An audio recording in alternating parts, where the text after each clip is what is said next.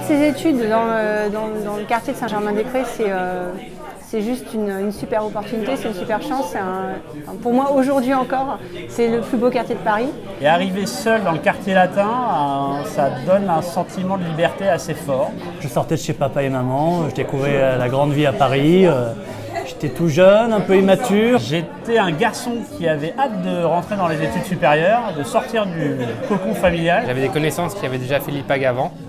Et il m'en avait dit que du bien. Donc, Il y avait cet esprit un peu famille, tout le monde se connaît, qui m'avait beaucoup intéressée et qui était très important pour moi. Je pense que la fac c'était pas fait pour moi, j'avais quand même besoin d'être cadré, donc d'où l'utilité d'une école. Et l'IPAG m'a vraiment permis de m'ouvrir aux autres, m'ouvrir à une vie que je connaissais pas du tout. C'est surtout des super années, on a, faut le dire, bien rigolé. On a aussi appris des choses et puis de toute façon l'IPAG c'est fait surtout pour rencontrer plein de gens et se frotter au milieu d'entreprises. Je voulais très vite être dans la vie active et donc le fait de passer directement par une école post-bac, ça permettait de réduire le temps de scolarité. J'avais toujours été passionné à l'époque par la magie et le spectacle et je suis rentré à l'IPAG en me disant à l'IPAG j'aurai le temps de continuer à faire de la magie et du spectacle. Et réellement, une fois arrivé à l'IPAG, je me suis laissé prendre au jeu.